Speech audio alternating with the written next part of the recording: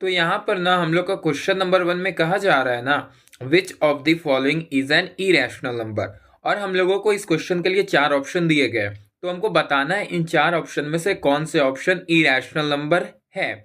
और ये जो क्वेश्चन है ये 2025 पर बेस्ड है। तो इस टाइप के क्वेश्चन को हम लोग कैसे सॉल्व करेंगे, तो सबसे पहले तो हमको मालूम होना चाहिए इरेशनल नंबर होता क्या है।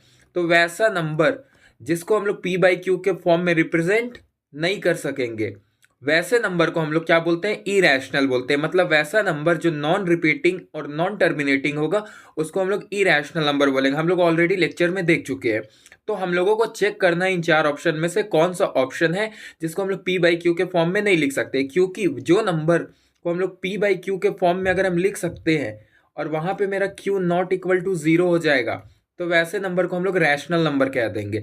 बट हमसे सवाल कहा गया इरेशनल नंबर के बारे में। तो अगर हम पहला ऑप्शन देखें तो ये क्लियरली नजर आ रहा है, ये पी बाई क्यू के फॉर्मेट में है, पी बाई क्यू के फॉर्मेट में, और क्यू नॉट इक्वल टू 0 होना चाहिए। तो यहाँ क्यू के जगह पे क्या है, 7 है, जो कि वो नॉट इक्वल टू 0 है। विच मीन्स पहला वाला तो मेरा आंसर नहीं होने वाला। क्यों नहीं होने वाला है, क्योंकि ये जो है ये रैशनल है और हमसे सवाल किया गया इरेशनल के बारे में। वहीं अगर हम ऑप्शन बी की बात करें तो ऑप्शन बी में हमको दिया हुआ है √25, और √25 का वैल्यू हमको पता है 5 होता है, और 5 एक मेरा रैशनल नंबर है। विच मीन्स ये भी मेरा आंसर नहीं होने वाला। अब बचता है ऑप्शन सी और ऑप्शन डी। पहले हम ऑप्शन डी को देख लेते हैं। मेरे पास क्या गिवन है, 0.75 है। अगर हम पॉइंट को रिमूव करेंगे तो मेरे पास नीचे 2 zeros आ जाएगा, विच मीन 75/100, एंड 25 के टेबल में 3 बार में, 25 के टेबल में 4 बार में, यानी कि वापस से हमको क्या मिल गया, 3/4 मिल गया। और ये भी क्या एक रैशनल नंबर है। इसका मतलब ये भी मेरा आंसर नहीं होने वाला है। तो बचता है कौन, एक ऑप्शन, एक ही ऑप्शन बचता है सी। तो सी मेरा आंसर हो जाएगा। और एक चीज हम डायरेक्टली भी समझ सकते हैं, इरेशनल नंबर इसका मतलब रूट वाले नंबर। वैसे रूट वाले नंबर जिसको हम लोग सॉल्व नहीं कर पाएंगे उसको हम लोग क्या बोल देंगे, इरेशनल नंबर। जैसे एग्जांपल के तौर पे मेरे पास √1 है, √2 मौजूद है, √3 मौजूद है, √4 मौजूद है, √5 मौजूद है, एंड सो ऑन, इस तरीके से मौजूद है। तो हमको √1 की बात करें तो √1 का वैल्यू हमको पता है, √4 की बात करें तो इसका वैल्यू हमको पता है 2 होगा। लेकिन √2 का वैल्यू, √3 का वैल्यू, √5 का वैल्यू हमको नहीं पता है। √2 को अगर हम सॉल्व करने की कोशिश करेंगे तो ये मेरा 1.414 dot dot dot dot dot चलता चला जाएगा। √3 की बात करें तो √3 का वैल्यू होता है 1.732, एंड सो ऑन, इस तरीके से आगे चलता जाएगा। तो इसको हम लोग कभी फाइंड नहीं कर पाते हैं, यानी इसको कभी हम लोग पी बाई क्यू के फॉर्म में रिप्रेजेंट नहीं कर पाते। इसका मतलब वैसे रूट वाले नंबर जिसको हम लोग सॉल्व नहीं कर पाएंगे वो मेरा क्या कहला जाएगा, इरेशनल नंबर। इसका मतलब मेरा जो ऑप्शन सी है वो इस क्वेश्चन का करेक्ट आंसर हो जाएगा। और जिन रूट वाले क्वेश्चन को हम लोग सॉल्व करके उसका वैल्यू फाइंड कर सकते हैं उसको हम लोग क्या बोल देंगे, रैशनल नंबर बोल देंगे। तो उम्मीद करते हैं आपको क्वेश्चन नंबर 1 समझ में आ गया होगा। तो चलिए अब हम लोग अपना क्वेश्चन नंबर 2 को देखते हैं। क्वेश्चन नंबर 2 क्या कह रहा है, find the HCF and LCM of 13 and 17 by prime factorization method. मतलब हम लोगों को 13 एंड 17 का प्राइम फैक्टराइजेशन मेथड से HCF एंड LCM को निकालना है। तो इसको हम लोग कैसे सॉल्व करेंगे, तो सबसे पहले तो हम लोग 13 एंड 17 का प्राइम फैक्टराइजेशन कर लेते हैं। तो अगर हम 13 की बात करें तो 13 एक प्राइम नंबर है, विच मीन्स वो सिर्फ और सिर्फ खुद से और 1 से डिविजिबल होगा, यानी 13 के टेबल में 1 बार में। एंड वही बात करें अगर हम 17 की, तो 17 is also a prime number, which means हमको सिर्फ और सिर्फ 17 से डिविजिबल ये होता हुआ नजर आएगा, विच मीन्स 17 को हम 17 के टेबल में 1 बार में काट सकते हैं। तो यानी कि अगर हम 13 की बात करें तो हम इसको लिख सकते हैं 1 इंटू 13। वही बात करें अगर हम 17 की, तो हम 17 को भी कुछ इसी तरीके से लिख सकते हैं 1 इंटू 17। तो यहां से हम क्या देख पा रहे हैं, हम क्लियरली देख पा रहे हैं इन दोनों में सिर्फ और सिर्फ कॉमन फैक्टर की बात करें तो सिर्फ और सिर्फ 1 नजर आ रहा है। तो HCF में हम लोग क्या देखते थे, दोनों में जो हाईएस्ट कॉमन फैक्टर होता था वही मेरा HCF कहला जाता था। यानी इस क्वेश्चन की बात करें तो इस क्वेश्चन में अगर हम HCF फाइंड करने की कोशिश करेंगे 13 एंड 17 का, तो सिर्फ और सिर्फ क्या आ जाएगा, 1 आ जाएगा। वही अगर हम LCM की बात करें तो LCM का मतलब होता था हर एक इंडिविजुअल नंबर्स का प्रोडक्ट। तो यहाँ पे हम क्लियरली देख पा रहे हैं, यहाँ पे तो एक 13 है एक 17 है, विच मीन सिर्फ और सिर्फ 13 और 17 मेरा हो जाएगा। इन दोनों को जब हम मल्टीप्लाई करेंगे तो मेरा आंसर आ जाएगा। तो सिंपली 13 से बन जा 91 का 1, हैंड में बचा 9, 13 1 जा 13, 13 प्लस 9 कितना हो जाएगा 22, विच मीन्स 221 इसका LCM हो जाएगा। एंड HCF की बात करें तो वो 1 हो जाएगा। तो उम्मीद करते हैं आपको क्वेश्चन नंबर 2 समझ में आ गया होगा। तो हम लोग का जो क्वेश्चन नंबर 3 है ना वो क्या कह रहा है, prove that root three is an irrational number. हमको प्रूव करके दिखाना है ये जो रूट थ्री है वो मेरा इरेशनल नंबर है, और ये सीबीएसई 2023 में आया हुआ क्वेश्चन है। तो हम लोग लेक्चर में ऑलरेडी देख चुके हैं इस टाइप के क्वेश्चन को कैसे करना है। तो जस्ट यहाँ पे सॉल्यूशन लिखा हुआ, मैं आपको उसको जस्ट एक्सप्लेन कर दे रहा हूँ कैसे बनाना है। जैसे हम लोग लेक्चर में काम किए थे सेम टू सेम काम यहाँ भी वही कर रहे हैं। जो भी यहाँ नंबर दिया हुआ रहता है उसको हम लोग रैशनल मान लेंगे। इसको एक्चुअली में हम लोग करते क्या है पता है, कॉन्ट्राडिक्टरी मेथड से इसको हम लोग प्रूव करते हैं। इसको हम लोग को रूट थ्री को इरेशनल प्रूव करना है। तो हम स्टार्टिंग में क्या करते हैं, इस रूट थ्री को मान लेते हैं कि ये जो मेरा रूट थ्री है वो रैशनल है। और अगर ये रूट थ्री मेरा रैशनल है तो हमको बाय डेफिनेशन पता है रैशनल नंबर को हम लोग पी बाई क्यू के फॉर्म में रिप्रेजेंट कर सकते हैं। यानी रूट थ्री को हम लिख सकते हैं पी बाई क्यू के फॉर्म में। और वहां पे जो ये मेरा p बाई क्यू है ये मेरा क्या होता है, को प्राइम नंबर होता है। को prime number which means p और q सिर्फ और सिर्फ 1 से डिविजिबल होगा, उसके अलावा कोई भी ऐसा नंबर इन दोनों के बीच में कॉमन नहीं होगा। ठीक है, तो अब ये जो q है इधर डिवाइड में इधर मल्टीप्लाई करेंगे तो रूट थ्री क्यू हो जाएगा इज इक्वल्स टू p हो जाएगा। अब स्क्वायरिंग बोथ साइड करेंगे तो रूट थ्री का 3 हो जाएगा, q का q स्क्वायर हो जाएगा, p का p स्क्वायर हो जाएगा। इसको हम लोग इक्वेशन 1 मान लेते हैं। तो इसका मतलब हम क्लियरली क्या देख पा रहे हैं, ये 3 यहाँ प्रोडक्ट में इधर आएगा डिवाइड में, तो इसका मतलब हम देख पा रहे हैं ना p स्क्वायर डिविजिबल है 3 से। और अगर कोई भी स्क्वायर प्राइम नंबर का डिविजिबल है 3 से विच मीन्स p भी डिविजिबल है 3 से। ये हम लोग ऑलरेडी लेक्चर में देख चुके हैं। इसका मतलब p भी डिविजिबल हो गया 3 से। तो इसका मतलब अगर मेरा p 3 से डिविजिबल है तो हम लिख सकते हैं p is equals to 3k, क्योंकि p 3 से डिविजिबल है तो p 3k के फॉर्मेट में ही होगा। तो हम p को क्या लिख देंगे, 3k लिख देंगे। अब ये जो p का वैल्यू है ना 3k, इसको हम लोग इस इक्वेशन 1 में रख देंगे तो इधर 3q square as it is रह जाएगा। एंड जहां पे p है वहां पे 3k का स्क्वायर करेंगे तो 3 का स्क्वायर 9 और k का k स्क्वायर, विच मीन्स ये जो इक्वेशन 1 है इसमें हम लोग p के जगह पे 3k पुट किए और सॉल्व किए, p स्क्वायर का वैल्यू तो हमको ये मिल गया। अब ये 3 वन जा 3 के टेबल में 3 बार में कट गया, which means q square is equals to 3k square हम लिख सकते हैं। फिर से हम देख रहे हैं ये 3 इधर डिवाइड में आएगा तो q स्क्वायर को डिवाइड कर देगा, विच मीन्स q स्क्वायर मेरा 3 से डिविजिबल है। अब अगर q स्क्वायर 3 से डिविजिबल है विच मीन्स q भी 3 से डिविजिबल हो जाएगा। तो हम क्या देख पा रहे, p भी 3 से डिविजिबल है, q भी 3 से डिविजिबल है, p and q both are divisible by 3। इसका मतलब p और q मेरा को प्राइम नंबर तो नहीं होगा, क्योंकि को प्राइम नंबर के बीच में सिर्फ और सिर्फ 1 कॉमन फैक्टर होता है, उसके अलावा कोई और नंबर ऐसा मौजूद ही नहीं होता जो उन दोनों को काट सके। तो इसका मतलब p और q को प्राइम तो नहीं है। और अगर p और q को प्राइम नहीं तो जो ये हम एजम्पशन माने थे कि रूट थ्री मेरा रैशनल है, ये तो गलत हो जाता है। Our assumption is wrong. इसका मतलब ये जो रूट थ्री है वो रैशनल नहीं है बल्कि इरेशनल नंबर है। तो इस तरीके से हम लोग इस टाइप के क्वेश्चन को सॉल्व कर सकते हैं। उम्मीद करते हैं आपको समझ में आ गया होगा। ठीक है, तो चलिए अब हम लोग अपना क्वेश्चन नंबर 4 देखते हैं। क्वेश्चन नंबर 4 क्या कह रहा है, prove that 2 minus 7 root three is an irrational number. हमको इसको इरेशनल नंबर प्रूव करके दिखाना है। और इसी टाइप का क्वेश्चन हम लोगों को 2024 में भी देखने को मिला था। ये क्वेश्चन नहीं था बट इसी टाइप का था। तो देखिए इस टाइप का क्वेश्चन हम लोग कैसे सॉल्व करेंगे। तो हम लोग जो 9 क्लास में कॉन्सेप्ट सीखे थे ना, जो हम लोग ऑलरेडी लेक्चर में देख चुके हैं, उसी कॉन्सेप्ट के तरीके का इस्तेमाल करके हम लोग इसको सॉल्व करने की कोशिश करेंगे। तो सबसे पहले तो हम लोगों को मालूम है रूट थ्री मेरा क्या है, एक इरेशनल नंबर है। और यहाँ पे जैसे ये रूट थ्री है ना, ये रूट थ्री क्या है मेरा, एक इरेशनल नंबर है। और ये जो 7 है ये क्या है, रैशनल नंबर है। तो उसी बात को यहाँ पे लिखा हुआ है, root three is an irrational number और जो 7 है वो मेरा क्या है, रैशनल नंबर। और अगर हम अच्छे से ऑब्जर्व करें तो यहाँ पे 7 इंटू रूट थ्री हो रहा है, यानी प्रोडक्ट किया जा रहा है एक रैशनल का एंड इरेशनल का। और हम लोग 9 में पढ़े थे product of rational and irrational number is a irrational number. यानी अगर हम एक रैशनल नंबर और एक इरेशनल नंबर को प्रोडक्ट करते हैं तो जो हमको रिजल्ट मिलेगा वो मेरा क्या मिलेगा, इरेशनल नंबर मिलेगा। तो वही कॉन्सेप्ट का यहाँ पे इस्तेमाल किया गया है। रूट थ्री मेरा एक इरेशनल नंबर है, 7 मेरा एक रैशनल नंबर है। और ये हम सभी को पता है product of rational and irrational is irrational. इसका मतलब 7 जो मेरा ये एक रैशनल नंबर है और रूट थ्री मेरा एक इरेशनल नंबर है। इन दोनों को प्रोडक्ट करेंगे तो जो हमको रिजल्ट मिलेगा वो भी क्या हो जाएगा, एक इरेशनल नंबर हो जाएगा। अब साथ ही साथ इसका काम तो हो गया, इसको हम लोग प्रूव करके दिखा दिए, ये मेरा क्या हो गया, एक इरेशनल नंबर हो गया। लेकिन इसके साथ साथ हमको 2 और माइनस है इसको भी हमको दिखाना पड़ेगा।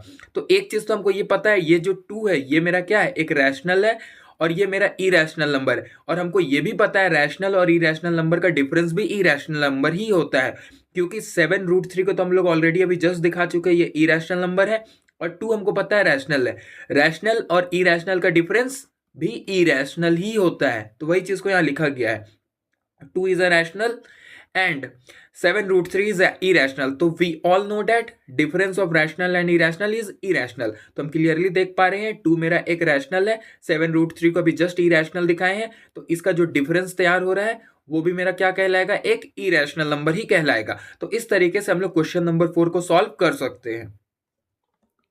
तो चलिए अब हम लोग अपना क्वेश्चन नंबर 5 देखते हैं. यहाँ पे क्या कह रहा है, if -1 to the power n plus -1 to the power 8 is equals to 0. इसका वैल्यू हमको क्या दिया गया है, 0 दिया गया है, और हमसे पूछा जा रहा है कि ये n मेरा क्या हो सकता है, ये हमसे सवाल किया जा रहा है. तो हम सबसे पहले तो सवाल को समझने की कोशिश करते हैं. यहाँ पे -1 का पावर हमको दिया गया है n, ठीक है, प्लस फिर से हमको दिया गया -1 का पावर 8 इज इक्वल्स टू 0. अब अगर हम इसको अच्छे से ऑब्जर्व करें तो इस वाले पोर्शन है को हम अगर ऑब्जर्व करें, यहां प्लस का साइन एज इट इज हम उतार देते हैं, ठीक है. अब ये -1 है और इसके ऊपर पावर इवन है, तो किसी भी नेगेटिव नंबर के ऊपर अगर इवन पावर लगता है तो उसका वैल्यू क्या हो जाता है, पॉजिटिव हो जाता है, विच मीन्स इसका वैल्यू तो 1 हो जाएगा. अब यहां पे हमको देखना है कि यहां पे मेरा क्या वैल्यू बन सकता है. अब हम क्लियरली देख पा रहे हैं कि इन दोनों का सम 0 हो रहा है. इसका मतलब यहां पे मेरा जो भी नंबर बनेगा वो नेगेटिव ही होना पड़ेगा, तभी जाकर के इन दोनों का सम 0 हो सकता है. क्योंकि यहां पे जो वैल्यू हमको मिलना चाहिए वो -1 ही हो सकता है, क्योंकि यहां पे जो नंबर गिवन है, यहां पे जो हमको क्वेश्चन में गिवन नंबर था -1 का पावर 8, इसको हम सॉल्व करेंगे तो हमको 1 मिल जाएगा और मेरा फाइनल रिजल्ट 0 मिल रहा है. विच मीन्स ये जो पोर्शन है इससे 110% जो रिजल्ट हमको मिलेगा वो क्या मिलेगा, नेगेटिव मिलेगा. तब तो -1 + 1 करने पे 0 होगा.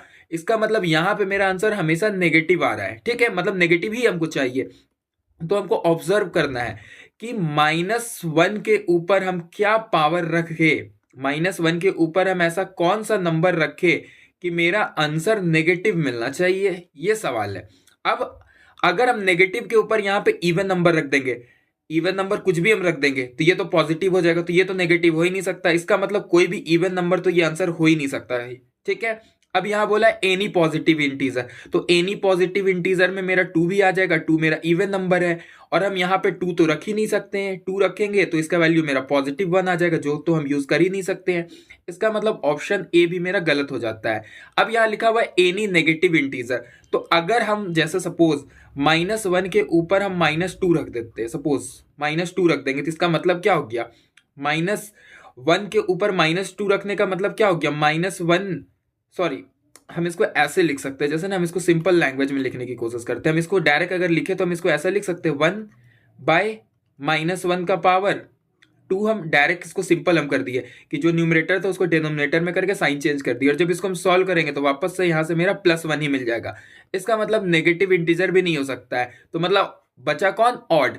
यानी कि किसी भी नेगेटिव नंबर के ऊपर अगर हम ऑड नंबर रखेंगे, जैसे 1 रखेंगे, तो इसका आंसर -1 ही मिलेगा. अगर -1 के ऊपर हम 3 रखेंगे तो इसका आंसर क्या मिलेगा, -1 ही मिलेगा. मतलब यहाँ पे जो n होगा वो 110% ऑड होगा, तब तो यहाँ से सॉल्व करने पे -1 मिलेगा, और यहाँ सॉल्व करने पे +1, -1 + 1 मिलकर 0 हो जाएगा. इसका मतलब n मेरा क्या हो जाएगा, ऑड नंबर हो जाएगा. तो उम्मीद करते हैं आपको क्वेश्चन नंबर 5 समझ में आ गया होगा. तो चलिए अब हम लोग अपना क्वेश्चन नंबर 6 देखते हैं. क्या कह रहा है, find the smallest number which is divisible by both 644 and 462. और ये सीबीएसई 2025 में आया हुआ क्वेश्चन है. तो इसको हम लोग कैसे सॉल्व करेंगे, मतलब यहाँ पे हमको ये कहा जा रहा है ना कि एक ऐसा स्मॉलेस्ट नंबर बताओ, कोई सा भी एक स्मॉलेस्ट नंबर बताना है हमको जो 644 से भी डिविजिबल है. जैसे हम सपोज एक नंबर x ले लेते हैं, वो 644 से भी डिविजिबल होना चाहिए, और वही नंबर x मेरा 462 से भी डिविजिबल होना चाहिए. इसका मतलब ये जो x होगा ये गारंटीड 644 और 462 से बड़ा होगा, तब तो डिविजिबल होगा. यहाँ पे जो ये x है वो 644 से भी बड़ा होगा, और ये जो x है वो 462 से भी बड़ा होगा, तब तो दोनों से डिविजिबल है. जैसे एक एग्जांपल के तौर पे हम एक नंबर ले लेते हैं 8. ये जो नंबर 8 है वो 2 से भी डिविजिबल है, ये जो नंबर 8 है वो 4 से भी डिविजिबल है. तो हम देख पा रहे हैं ना कि ये 8 2 4 से बड़ा है. जैसे एक और हम एग्जांपल लेते हैं, जैसे सपोज हम एक नंबर ले लिए 12. 12 3 से भी डिविजिबल है, 12 4 से भी डिविजिबल है, और ये जो 12 है वो 3 से और 4 से दोनों से बड़ा है. तो यहाँ पे भी हमको 644 और 462 से ही बड़ा नंबर मिलने वाला है, ऑब्वियस सी बात है। तो इसका मतलब इससे बड़ा नंबर हमको मिलने वाला है, यानी इस क्वेश्चन में हमको क्या फाइंड करना पड़ेगा, एलसीएम फाइंड करना पड़ेगा। क्या फाइंड करना पड़ेगा, एलसीएम फाइंड करना पड़ेगा। हमको क्या बोला, स्मॉलेस्ट नंबर बताना जो डिविजिबल होना चाहिए दोनों से।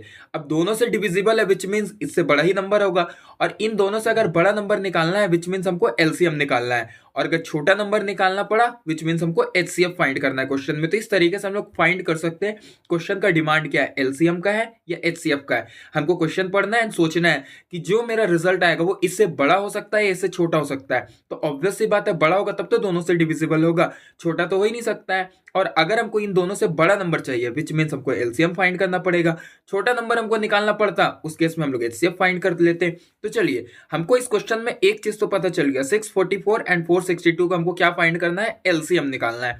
तो हम लोग ऑलरेडी जानते हैं एलसीएम कैसे निकालना है, तो वही कॉन्सेप्ट इस्तेमाल करके यहाँ पे एलसीएम निकाल लेते हैं। तो देखिए 644 का हम लोग एलसीएम निकालते हैं, तो सबसे पहले 644 का हम लोग को प्राइम फैक्टराइजेशन करना पड़ेगा। तो मैं यहाँ डायरेक्टली कर दिया हूँ ताकि ये टाइम बच जाए हम लोगों को, वीडियो ज्यादा लंबा ना हो। 644 को हम लिख सकते हैं 2 इंटू 2 इंटू 7 इंटू 23। 462 को हम लिख सकते हैं 2 इंटू 3 इंटू 7 इंटू 11। अब 2 इंटू 2 दो बार रिपीट हुआ है तो इसको हम लिख सकते हैं 2 का power 2 into 7 into 23 and 2 into 3 into 7 into 11। यहाँ कोई भी रिपीटेड टर्म नहीं, तो एज इट इज उतार दिए। अब हम लोग इसका जो फर्स्ट लेक्चर देखे थे जहां पे हम लोग सारे कॉन्सेप्ट को सीखे थे, क्रैश कोर्स का फर्स्ट लेक्चर, वहां पे बताए थे आपको एलसीएम एंड एचसीएफ कैसे निकाला जाता है। तो एलसीएम में हम क्या देखे थे, हर कॉमन टर्म का हाईएस्ट पावर लेना है। तो यहाँ 2 दोनों में मौजूद है, तो 2 का हाईएस्ट पावर कितना हो गया, 2 हो गया, तो ले लिए। 3 का यहाँ पे टोटल हाईएस्ट पावर कितना है, तो 3 एक ही जगह मौजूद है, इसका मतलब 3 का पावर 1 ले लेंगे। इसमें 7 कितनी बार रिपीट हुआ, 2 बार रिपीट हुआ है, और इन दोनों में हाईएस्ट पावर क्या 1 ही रहा, तो 7 ले लिए। इंटू 23 इंटू 11 लिख दिए, और इसको जब सॉल्व करेंगे तो 21252 आ जाएगा। ये जो नंबर है 21252, यही वो एक स्मॉलेस्ट नंबर है। 21252 21252 ये एक स्मॉलेस्ट नंबर है जिससे 644 एंड 462 दोनों डिविजिबल है। इसके बाद जो भी हमको नंबर मिलेगा वो बड़ा होते चला जाएगा। जैसे 21252 से तो दोनों डिविजिबल है, अब इसके आगे और भी ऐसे बहुत सारे नंबर मिलेंगे जिनसे ये दोनों डिविजिबल होगा, बट हमको स्मॉलेस्ट निकालने बोला था, यानी कि जो सबसे छोटा नंबर है जिससे ये दोनों डिविजिबल होगा वो नंबर ये है। बाकी इसके आगे हम फर्दर सॉल्व करेंगे, इसको 2 से मल्टीप्लाई करते चले जाएंगे तो हमको और भी नंबर मिलते चला जाएगा। 21252 ये वो नंबर है जो इन दोनों से डिविजिबल है। तो इस तरीके से हम लोग इस टाइप के क्वेश्चन को सॉल्व कर सकते हैं। तो चलिए अब हम लोग अपना क्वेश्चन नंबर 7 देखते हैं। क्वेश्चन नंबर 7 क्या कह रहा है, 2 number are in the ratio 4:5 and their HCF is 11, find the LCM of these number. और ये जो क्वेश्चन है ये सीबीएसई 2025 में आ चुका है, मतलब लास्ट ईयर ही आया है। तो इस टाइप के क्वेश्चन को हम लोग कैसे सॉल्व करेंगे, तो जो हम लोग कॉन्सेप्ट सीखे थे वही कॉन्सेप्ट से हम लोग बना सकते हैं। फर्दर इसके लिए 1-2 कॉन्सेप्ट और होते हैं, शॉर्टकट भी होता है, उससे भी हम लोग फाइंड कर सकते हैं। मगर हम लोग अगर बेसिक कॉन्सेप्ट समझ जाएंगे तो इस टाइप का क्वेश्चन हम लोग आराम से, किसी भी टाइप का क्वेश्चन इससे रिलेटेड आएगा हम लोग बना सकते हैं। तो जैसे कि हम लोगों को 2 नंबर दिया गया है रेशियो में 4:5, तो सबसे पहले हम मान लेते हैं 2 नंबर मान लेते हैं। एक नंबर ए है जो 4x होगा, एक नंबर बी मान लेते हैं जो मेरा क्या दिया हुआ 5x हो जाएगा। ठीक है, रेशियो दिया तो उसी को हम कोई 2 नंबर ले लेते हैं, एक ए और बी, एक 4x हो जाएगा, एक 5x हो जाएगा। तो अगर हम अच्छे से, और साथ ही साथ यहाँ पे हमको एचसीएफ भी बता दिया है। एचसीएफ कितना बता दिया इस क्वेश्चन के लिए, मेरे को 11 बता दिया। तो एचसीएफ एक्चुअली में होता क्या है, common factor, highest common factor जो ए और बी में है। तो अगर हम ए को अच्छे से ऑब्जर्व करें तो ए का वैल्यू मेरा क्या है 4x है, 4x को हम लिख सकते हैं 4 इंटू एक्स। वहीं अगर हम बी की बात करें तो बी को हम लिख सकते हैं 5 इंटू एक्स। तो ए और बी में 4, 5 तो कॉमन नहीं है, ये जो एक्स है ये दोनों में कॉमन है कि नहीं है, ये एक्स दोनों में कॉमन है ना।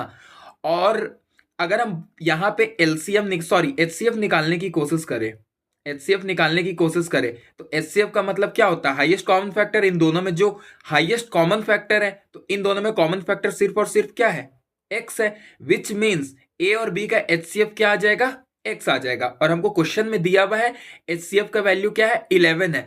इसका मतलब अगर जो क्वेश्चन में गिवन एचसीएफ का वैल्यू 11 है और हम जो फाइंड करके ला रहे एक्स है, इसका मतलब अगर हम इसको इक्वेशन 1 कह देते हैं और इसको इक्वेशन 2 कह देते हैं तो फ्रॉम 1 एंड 2 हम क्या फाइंड कर पा रहे हैं, एक्स का वैल्यू 11 हो जाएगा। From 1 and 2। ये तो हम कह सकते हैं ना कि जो मेरा x है वो क्या हो जाएगा, 11 हो जाएगा, क्योंकि जो हम माने हैं, a को 4x माने हैं, b को 5x माने हैं, और जब सॉल्व किए तो हमको इसका HCF का वैल्यू क्या मिल गया, x मिल गया, और क्वेश्चन में गिवन था HCF का वैल्यू 11, विच मीन्स एक ही क्वेश्चन का दो HCF का वैल्यू तो हो नहीं सकता, विच मीन्स मेरा x का वैल्यू क्या हो जाएगा, 11 हो जाएगा। और जब हमको x का वैल्यू 11 मिल गया तो मेरे लिए क्वेश्चन आराम से हो जाएगा सॉल्व। a का वैल्यू क्या, 4 इंटू एक्स है, तो हम लिख सकते हैं 4 इंटू 11, 11 4 44, ए का वैल्यू मेरा 44 हो गया। बी की बात करें तो बी 5x है, विच मीन्स 5 इंटू 11, 11 5 कितना हो जाएगा, 55 हो गया। अब हमको क्या फाइंड करना है, इस क्वेश्चन में एलसीएम फाइंड करना है। तो हम तो प्रॉपर्टी जानते ही हैं कि कोई भी दो नंबर को अगर हम प्रोडक्ट करते हैं a इंटू बी, तो वो मेरा एलसीएम इंटू एचसीएफ के बराबर होता है, एलसीएम इंटू एचसीएफ के बराबर होता है। अब a हमको पता है 44 है, b पता है हमको 55 है, और जो एचसीएफ है वो भी पता है 11 है, तो जस्ट हम सब्स्टिट्यूट कर दे रहे एलसीएम इंटू 11। अब ये 11 इधर प्रोडक्ट में इधर आ जाएगा, डिवाइड में हो जाएगा, 44 इंटू 55 डिवाइडेड बाय 11, और इधर मेरा क्या रह जाएगा, एलसीएम रह जाएगा। अब इसको जस्ट सॉल्व करेंगे, हमको रिजल्ट मिल जाएगा 11 के टेबल में, ये आ जाएगा मेरा 1 बार में, और ये आ जाएगा मेरा 5 बार में। अब 5 से जस्ट मल्टीप्लाई कर देंगे, 5 4 ज़ा 20, 5 4 ज़ा 20 प्लस 4 240 मेरा आ जाएगा इस क्वेश्चन का क्या, सॉरी 5 4 ज़ा 20 का 0 हैंड में बचा 2, 5 4 ज़ा 20 प्लस 2 22 हो जाएगा, 220 हो जाएगा मेरा इस क्वेश्चन का आंसर। इसको हम अच्छे से लिख दे रहे हैं, 220 मेरा हो जाएगा इस क्वेश्चन का आंसर, यानी कि यहाँ पे मेरा रिजल्ट क्या हो जाएगा, 220 हो जाएगा। यानी इस क्वेश्चन में मेरा एलसीएम का वैल्यू कितना आ गया, 220 आ गया। तो इस टाइप का अगर क्वेश्चन आएगा तो हम लोग आराम से इस तरीके से सॉल्व कर सकते हैं। बस हम लोग को अपना जो कॉन्सेप्ट पढ़े उसी पे हम लोग को कमांड रखना है। अगर हमको ये कॉन्सेप्ट मालूम रहेगा तो आराम से हम किसी भी टाइप के क्वेश्चन को सॉल्व कर सकते हैं। तो उम्मीद करते हैं आपको क्वेश्चन नंबर 7 तो समझ में आ गया होगा। तो चलिए अब हम लोग अपना क्वेश्चन नंबर 8 देखते हैं क्या कह रहा है। The smallest irrational number by which root 20 should be multiplied so as to get a rational number. मतलब यहाँ पे हमको सवाल ये कहा जा रहा है ना कि जो मेरे पास एक रूट 20 दे दिया गया है, ठीक है, और ये जो रूट 20 ये एक इरेशनल नंबर है। अब इस रूट 20 में हम ऐसा क्या मल्टीप्लाई कर दें कि जो मेरा रिजल्ट मिलना चाहिए वो क्या मिलना चाहिए, रैशनल नंबर मिलना चाहिए। तो इसको हम लोग कैसे सॉल्व करेंगे, इसको सॉल्व करने से पहले ना मैं एक कॉन्सेप्ट बताता हूँ, वो कॉन्सेप्ट अच्छे से समझना। जैसे देखो, अगर कभी भी कोई रूट का नंबर हमको गिवन है और उस रूट को अगर हम खुद के रूट से मल्टीप्लाई कर देंगे, खुद के रूट से मल्टीप्लाई कर देंगे तो हमको एक रैशनल नंबर मिल जाएगा। अगर कोई भी रूट वाला टर्म है, जैसे सपोज रूट एक्स है, अगर हम उसको रूट एक्स से मल्टीप्लाई करेंगे तो हमको क्या मिल जाएगा, रिजल्ट में एक्स मिल जाएगा, जो कि मेरा एक रैशनल होगा। तो ये कॉन्सेप्ट हमको ध्यान में रखना है, इस कॉन्सेप्ट का इस्तेमाल करेंगे और इस क्वेश्चन को हम लोग आराम से सॉल्व कर सकते हैं। जैसे कि मेरे पास यहाँ पे रूट 20 दिया गया है, तो रूट 20 को अगर हम अच्छे से सॉल्व देखें तो रूट 20 एक्चुअली में क्या है, 4 इंटू 5 है। रूट 20 का मतलब क्या हुआ, 4 इंटू 5, और यहाँ पे इंटू एक्स हम जो खुद से माने उसको रहने देते हैं।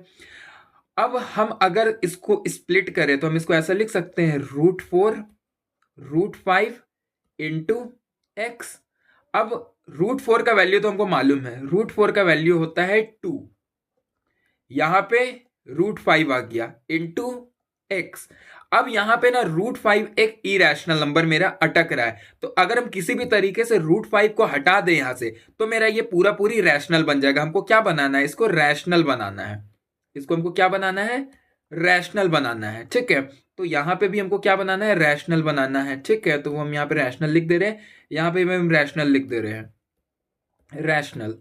तो हमको क्या बनाना है, इसको रैशनल बनाना है। इसका मतलब अगर हम x के जगह रूट 5 लिख देते हैं, मान लेते हैं suppose if x is equals to root 5, हम मान लेते हैं x मेरा क्या है, रूट 5 है, तो होगा क्या, 2 रूट 5 इंटू रूट 5। और अभी जस्ट बताए थे रूट 5 इंटू रूट 5 5 होगा, यहाँ पे कॉन्सेप्ट बताए ना, तो वही कॉन्सेप्ट का इस्तेमाल करेंगे, 2 इंटू 5, और 2 इंटू 5 क्या हो जाएगा, 10 हो जाएगा। 10 मेरा क्या है, एक रैशनल नंबर है, क्या है, रैशनल नंबर है। इसका मतलब ये जो क्वेश्चन है इसमें स्मॉलेस्ट इरेशनल नंबर रूट 20 में क्या मल्टीप्लाई करे रैशनल बन जाए, ये सवाल जो था उसमें मेरा आंसर क्या आ जाएगा, रूट 5 आ जाएगा। रूट 5 को अगर हम रूट 20 में मल्टीप्लाई करेंगे तो हमको एक रैशनल नंबर मिल जाएगा। उम्मीद करते हैं ये आपको समझ में आ गया होगा।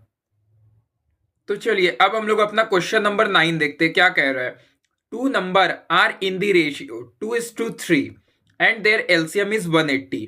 What is the HCF of this number. अभी जस्ट कुछ देर पहले इसी टाइप का क्वेश्चन देखे थे, वो मेरा 2025 में आया था और ये क्वेश्चन सीबीएसई 2023 में आया हुआ है। तो देखिए क्वेश्चन तो रिपीट कर रहा है, बस वैल्यूज बदल दिया गया और थोड़ा सा कॉन्सेप्ट बदल दिया गया।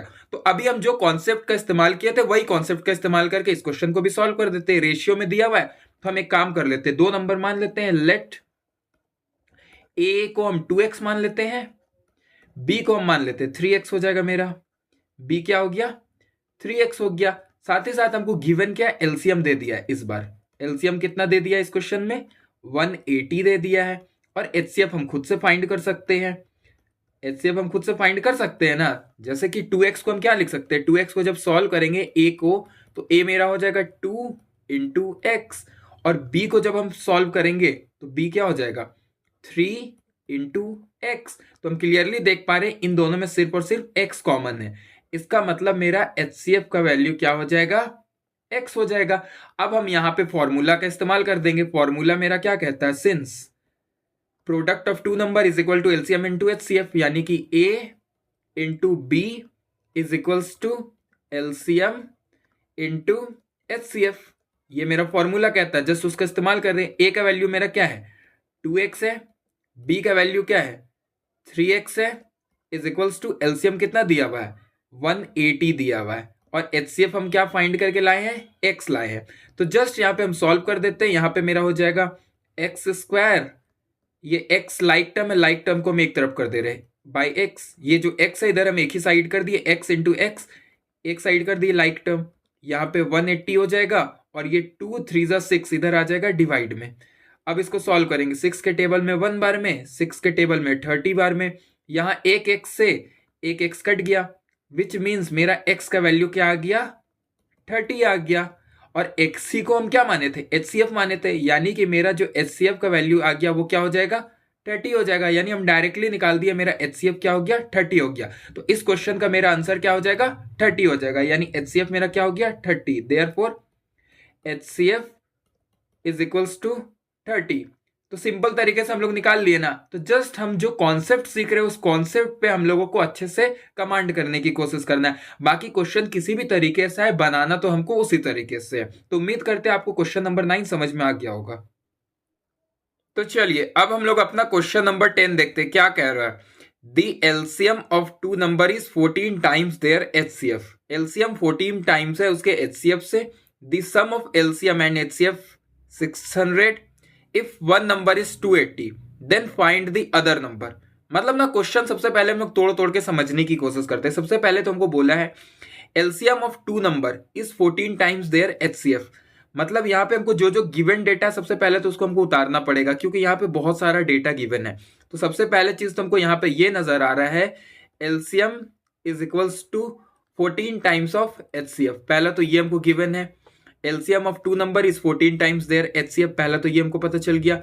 फिर आगे क्या बोला sum of LCM and HCF is 600। मतलब कि दूसरा डेटा यहाँ पे ये बताया है LCM plus HCF is equals to 600 given है। एंड साथ ही साथ कोई दो नंबर होगा, मान लेते कोई एक नंबर ए है जो हमको मालूम है 280 है मेरा, ठीक है। और हमसे क्या बोला गया फाइंड करने के लिए, फाइंड द अदर नंबर। हमको एक और नंबर जो बी होता है वो नहीं पता है, वो हमको फाइंड करना है। जब भी हम लोग का इस टाइप का क्वेश्चन दिया जाता है वहां पे दो नंबर का जिक्र होता है, एक ए एक बी। तो ए नंबर बता दिया, बी नहीं बताया। तो इसको हम लोग कैसे सॉल्व करेंगे, सबसे पहले अगर हम यहाँ पे देखें तो ये मेरा एक इक्वेशन बना रहा है। इस इक्वेशन को हम लोग सॉल्व करते हैं। यहाँ पे एलसीएम को हम एल ले लेते हैं, एचसीएफ को एच ले लेते हैं, ताकि सॉल्व करने में मेरा आसानी हो जाए। LCM is equals to 14 times of HCF, पहला ये दिया हुआ है।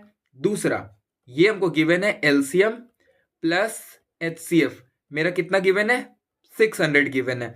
तो एलसीएम का वैल्यू 14h है ना, तो हम एलसीएम का जगह 14h रख देते हैं। यहाँ पे एलसीएम का जगह 14h रख देते हैं और h के जगह मेरा h ही रहने देते हैं, इज इक्वल्स टू 600। और जब हम इसको सॉल्व करेंगे 14h plus 1h which means मेरा कितना हो जाएगा 15h। 15h का वैल्यू मेरा कितना हो गया 600 हो गया। अब यहां से ये कट जाएगा, 15 के टेबल में 1 बार में, 15 के टेबल में 4 बार में 60 एंड 0, यानी कि मेरा HCF का वैल्यू कितना आ गया, 40 आ गया। HCF का वैल्यू क्या मिल गया, 14 मिल गया। यानी देयरफॉर एलसीएम मेरा क्या है क्वेश्चन में गिवन, एलसीएम गिवन है ना यहाँ पे, ये जो मेरा एलसीएम है वो 14H है और H का वैल्यू हम फाइंड कर लिए, तो इसको हम अगर इक्वेशन 1 मान लेते हैं तो ये जो मेरा H का वैल्यू आया 40 उसको इक्वेशन 1 में रख देंगे, तो एलसीएम क्या मेरा गिवन है 14H, यानी कि 14 इंटू H का वैल्यू 40 अभी जस्ट हम फाइंड किए हैं, तो 14 4 सा कितना होता है 56 एंड 0, यानी एलसीएम भी हमको पता चल गया। एलसीएम मेरा कितना हो गया इस क्वेश्चन के लिए 560। एचसीएफ की बात करें तो एचसीएफ हमको पता चल गया 40 है, एंड साथ ही साथ एक नंबर हमको पता है 280 और हमको दूसरा नंबर फाइंड करना है, तो जस्ट जो फॉर्मूला है उसी फॉर्मूला को हम इस्तेमाल कर लेंगे। Since product of two number a into b is equals to LCM into HCF.